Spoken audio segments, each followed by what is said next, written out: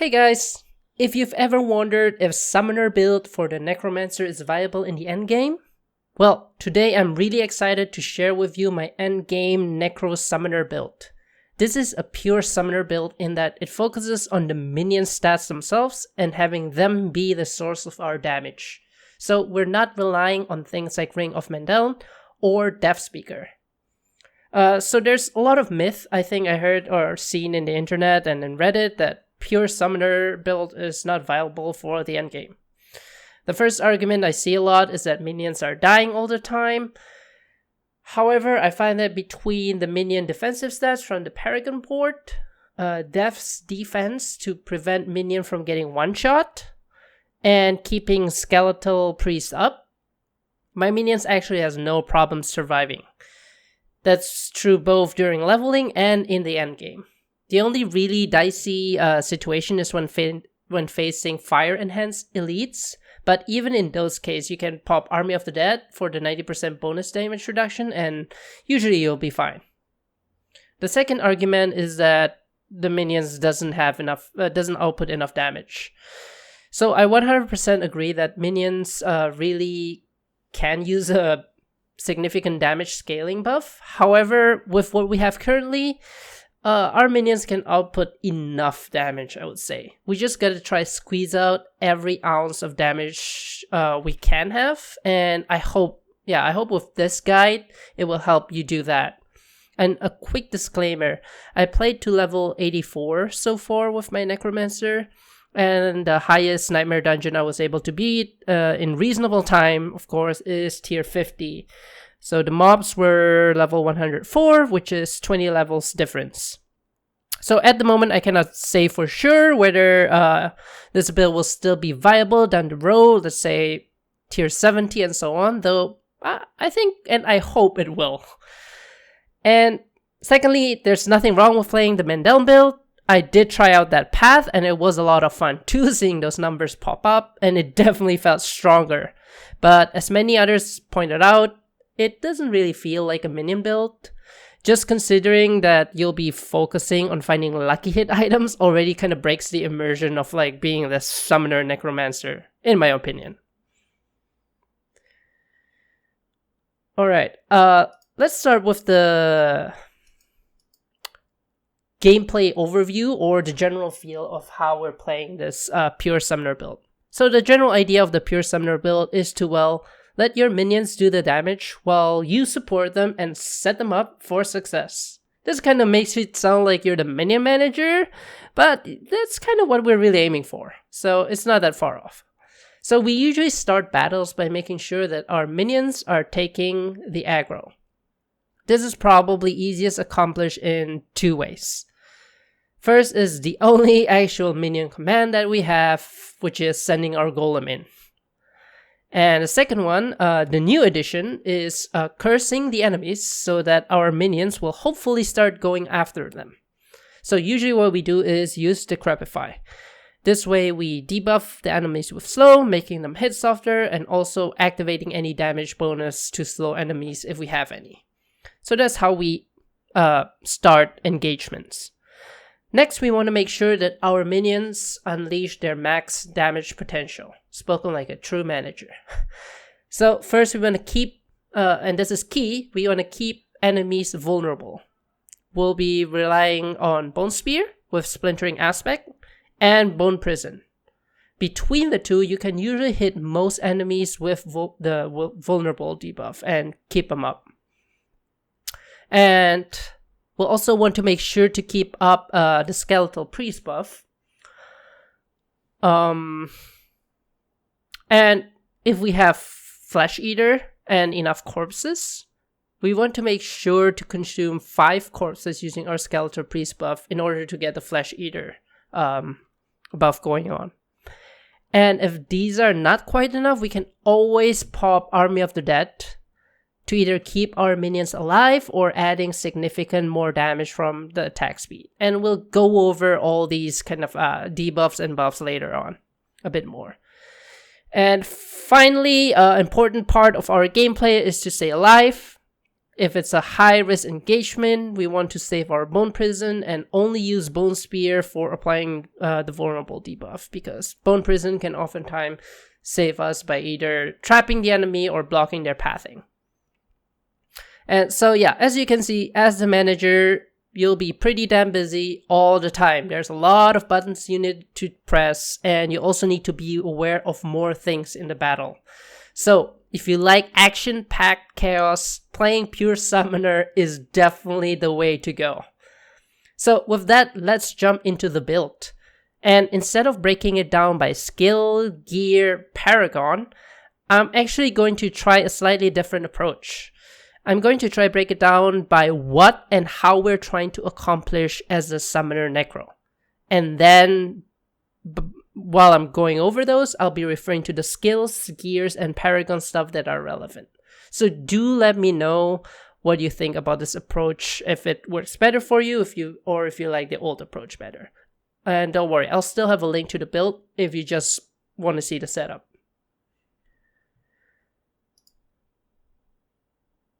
Alright, so let's start with the most important part of our build, which are our minions. This is the entire focus of the build, our minions. So first, let's start by looking at the Paragon board. And we're gonna look at this board here. It's the Cult Leader board. So this one is pretty self-explanatory. You'll want to grab all the legendary notes and the rare notes as well. These are all relevant for minions, giving them various just fundamental, crucial buff, attack speed, damage reduction, more damage, and so on. And you also want the Dead Razor glyph, which is pretty no-brainer, and probably this is the only place it makes sense at all. It will buff a lot of the other nodes around it. So yeah, this would be a good starting place. So definitely have this. Without this, it probably just doesn't make sense to have a pure minion build. Second, we want to look at just straight up global damage multiplier. First, our weapon. Here we really want a two-handed weapon, because our minion's base damage is determined by our weapon damage. So everything will be multiplied against this. So yeah, pretty simple. We just want straight up the biggest damage number, so two-handed makes sense here. I use a two-handed sword here for the crit damage bonus, which is pretty significant. But a two-handed scythe could also work, and maybe even better since it has even higher base damage, and it also adds survivability because you get life from every kill. So that's the first core aspect of our global damage multiplier. Next is Hellbent Commander. Where is it? This one here, Hellbent Commander. Your minion deals X percentage increased damage while you are close to them. This is huge, right? This is also a global multiplier. And you want to get the, like you see here, I have rank 4 out of 3. You can bump up the ranks from item use. So if we go to my gear here and look at my amulet, I get +1 rank of the Hellbent Commander passive, which I'm really sad about because that's the minimum roll. You can get up to +3 ranks of this. And if we can get the +3, the bonus will bump up from 30 times or 30% X to 60% X, which is just massive. And sure, you do have to stand near your minions to activate Hellbent Commander, but even just buffing your mages alone most of the time is really massive. So our next big multiplier is from aspect of reanimation. You get the biggest aspect buff if you put your aspect, of course, on your two-handed weapon, because the bonus will be doubled, where on the amulet you only get 1.5x. So yeah, anyways, I have it here, and you do have to, like I say, your skeletons gain increased damage while alive after 10 seconds. So you do have to keep your skeletons alive, which I never think has been an issue for me, unless an encounter is really going downhill. But with a max roll, we can get up to 30% X multiplier. And this being on a two-handed, you can get up to 60%. I only have 50%, but hopefully eventually I find the one that brings it up to 60%. And this is probably our best aspect, so yeah, we'll definitely want to have it on our two-handed sword. And next we have, let's go back to the Paragon board. Again, over the cool leaderboard, we have our legendary node, which will give us 50% X for each minion type, which is 3, so we get 45% X. Yeah, so definitely have this. And finally, which is not a direct multiplier number, but it's sort of a multiplier, is make sure you have Bloodgetter and Vicious aspect. So let's see, where do I have this? I have the in my glove. This is viscous for 2 extra skeletal mages. And on my boots I have Bloodgetters, which give me 2 extra skeletal warriors. They don't say multiplier, but really what it does, it multiplies your damage, right? You get more skeleton, more damage.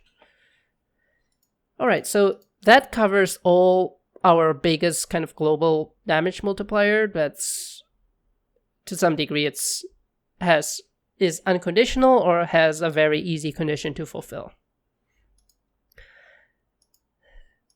Next thing that are very important for our minions is the vulnerable debuff, which we apply to our enemy. And our minions get, the reason why this is important is because our minions get 100% of the benefit of this, unlike all the other status of buffs that we have on our character only gets applied 30% of the time.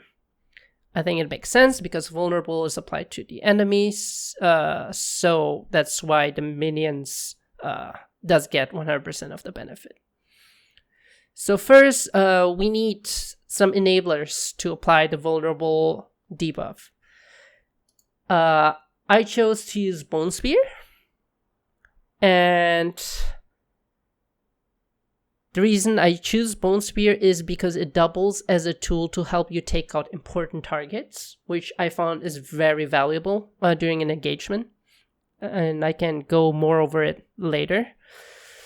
So you don't want to actually get the supernatural Bone Spear from the skill tree. Don't take this one because it only makes the first enemy hit vulnerable, and that's not what we want. What we want is, where do I have it? Here. It's the splintering aspect.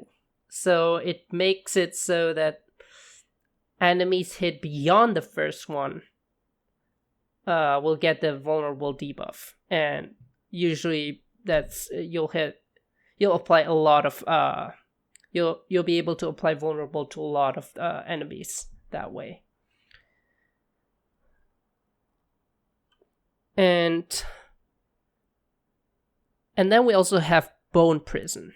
Let's go to our skill tree here. I think one of these skill here. Ghastly Bone Prison.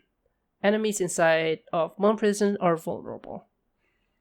This is more tricky to use because you have to entrap the enemies, but the upside is that they'll have the vulnerable debuff as long as they're inside that Bone Prison. So you don't need to worry about reapplying it as with like Bone Spear.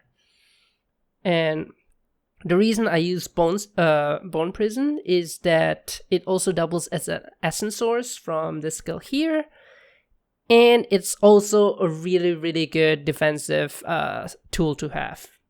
And I'll go over that more later. And if that is not enough, and I'm also still considering it, is we have the option to have the Iron Golem instead of what I have right now, which is the Blood Golem. With the Iron Golem, you can have more vulnerable uptime using its slam ability. So next we have more now where does the vulnerable bonus damage comes from, right? First, of course, from the weapon. We have a big chunk here. I don't have the best roll, so hopefully I can get a better one eventually. I'll also have the gems here that does it's not that great because it only applies to critical damage, but hey, it's still something. And then you want vulnerable on all your rings as well. I have pretty good rolls, I think, here with my rings. Almost max. So just between these three, that's a lot of vulnerable damage. And finally, aside from the gear, you get a big boost of vulnerable damage from this glyph over here, the exploit glyph. Minus what level is this? I think it's level 15. Yeah, minus level 15. So there's another 6 level to crank up the damage, the bonus damage you can give me. And you probably want to put this in, I think, the Bone Graft board, or there might be another board where it just has a lot of dexterity nodes around the socket to maximize the stats here. So yeah, gear, and make sure you have this exploit glyph. Next we have crit, of course. Less reliable than vulnerable, but still great. And of course, remember, since critical damage and critical chance is a property of our character, our minions only inherit 30% of whatever we have. So for me, of course, a huge source of critical strike damage from the two-handed sword, and again from the rings. I don't know if I have it anywhere else. I think that's it.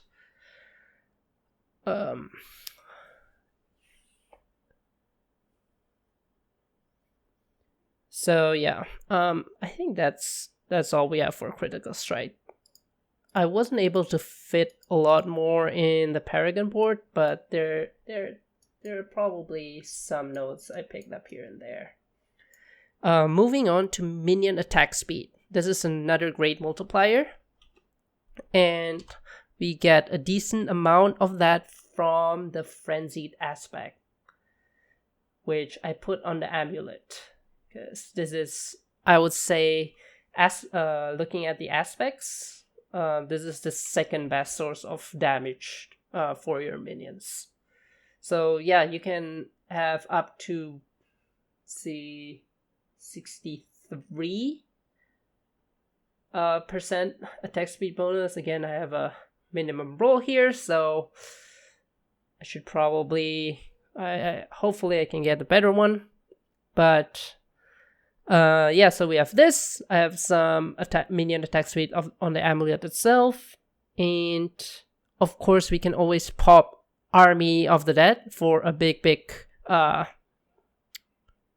attack speed boost. And oh, one more thing, we also have Callan's Edict. Haha. Yes, Callan's Edict. So a very conditional 30% attack speed is okay, and I think the taking no damage condition is still pretty crappy, even with the recent buff going from 3 seconds to only 2 seconds. But luckily, not taking damage is sort of that sort of fits our playstyle as a pure summoner, so it kind of works well, and I I think I noticed that most of the time I have it up.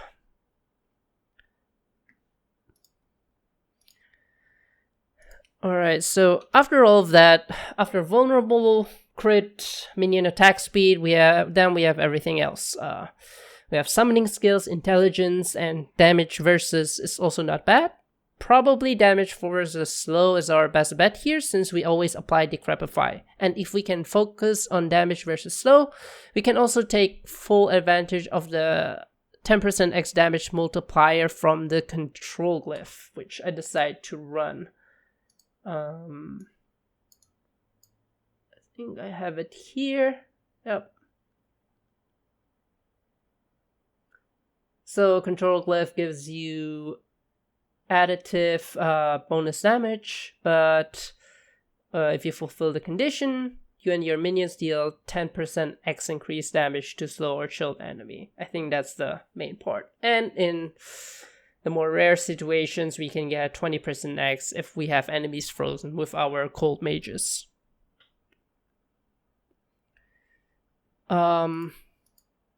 So the next source of damage that I think I haven't fully figured out, but I think is pretty significant and often overlooked, is the warrior and mage glyphs. So let's see if I can go here. Let's see.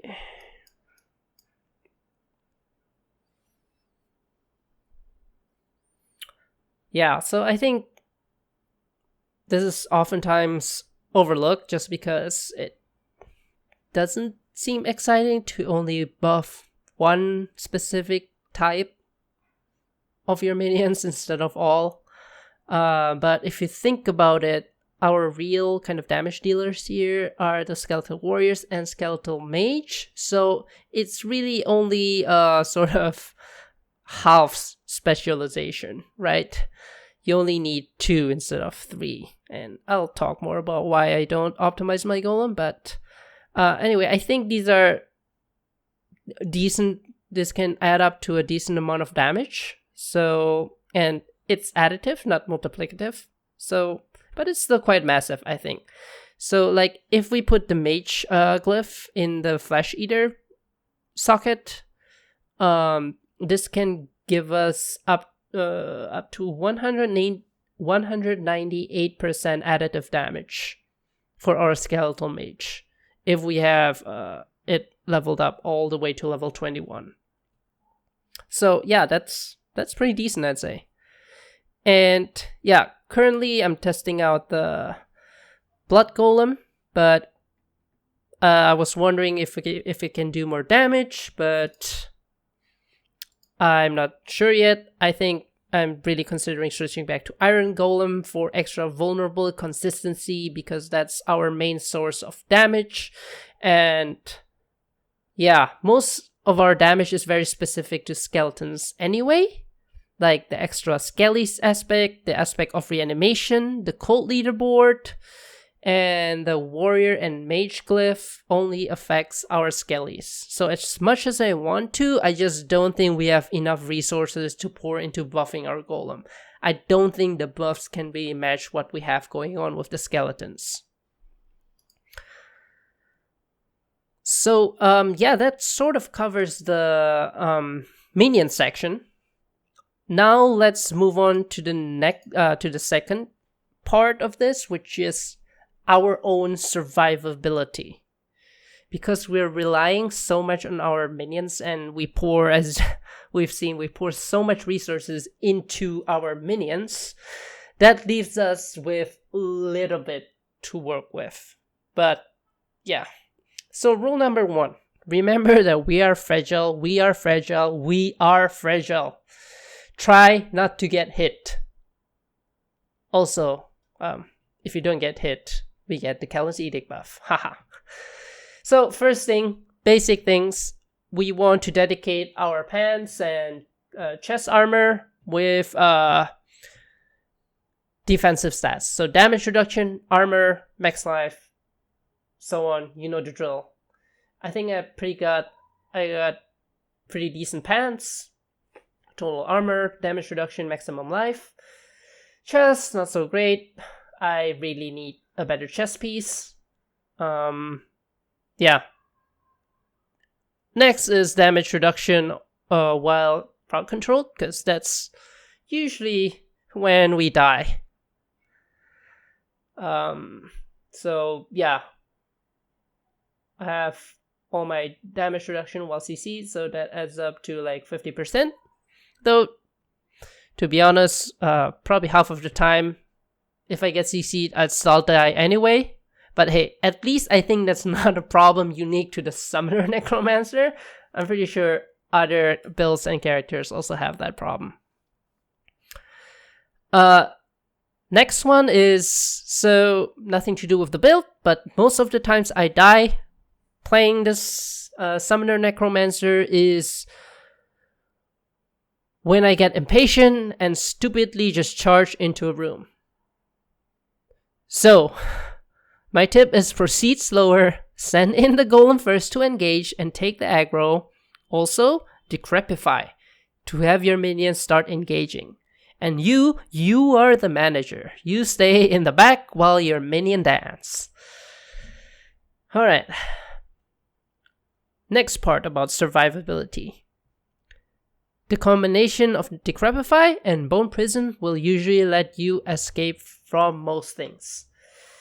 I'm still experimenting whether that is enough for most situations, but I find them good, mostly good enough. Decrepify significantly slows opponents, and Bone Prison actually does quite some wonder, because sometimes it just completely blocks the enemy pathing towards you. And next we have our Cold Mages. Cold Mages helps a lot because they have CC. And Cold Mages are where we usually stand. We usually stand next to our Cold Mages. And I also bring the, where is it? The Cold Bringer aspect, which I'm not quite yet sure whether I'm going to keep this or not, but so far I'm liking it. Primarily because of the extra CC. I just see enemies having the chill and freeze debuff way more often with this. And yeah, like when it comes to survivability, that will help a ton. Next big part about survivability is elemental stuff will kill you. So first thing about elemental, I think you need to have this one very important stats. Maybe I think any Necromancer build should have it, which is bonus movement speed on your boots. Just being able to move around this much faster is just so crucial in like dodging so many things, right? It makes dodging elementals especially a lot easier. Next is something you don't hear very often in a game like Diablo, I think, but I found it very helpful to use walls, fences, or whatever you find that has collision. And you want to stay behind them like a true manager. Most things, enemy projectiles and attacks and stuff, they don't go through them. So what if there's no wall though? Guess what? We'll make our own one. That's why we have Bone Prison. We can create an artificial obstacle. So most mobs that cannot path to you will, I noticed, will actually give up and ended up just attacking your minions. However, there are some that might try attack the Bone Prison, which is still good. It buys you time, and you can probably kill it or escape or find, or maybe your Bone Prison cooldown will reset by then. But then there's, of course, those mobs that will either destroy it instantly or just completely goes through it or jump over it. Well, those are, well, very problematic. In those cases, I say either reposition or try nuke them with your suboptimal Bone Spear. It's still pretty decent though. Also, decrepify to hopefully have your minions target the threat. I haven't fully figured out how this new targeting cursed enemies work, but half of the time I feel like it does the job. And also, of course, send your golem if needed and chug those potions. No shame. And yeah, finally, just stay back. Seriously, staying back and let your minions do the job, it just does wonder. And so finally, a few key plays, kind of gameplay elements that is crucial, that I find are really important. And I think I touched on these a little bit before, but I go over them again because these are really, really important. First, the fire enhanced elites. This stupid little okay. They will wreck your minion really quick. And you too, of course. So, like I mentioned earlier, use walls if you can. Those fire rays that spouts out from them, they cannot go through walls. Also, I find that if you entrap that elite with the bone prison, the prison will actually block the fire. Yes, it will take damage, but it will block the fire. It does, however, will go down pretty quickly, your bone prison. But at least it buys you some time. So that's how you survive. What about your minion? Pop Army of the Dead. Because that gives like a whole ton of damage reduction to your minions, keeping them alive.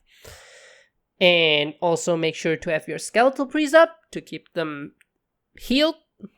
And just try nuke down the elite that has the fire, with fire enhanced, as quickly as possible.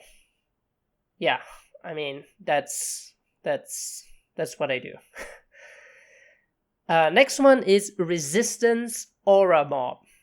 So the problem of playing minions is, as you probably have already noticed since level 1, is that you cannot command your minions to target a specific thing, except for like a golem, your golem to some degree.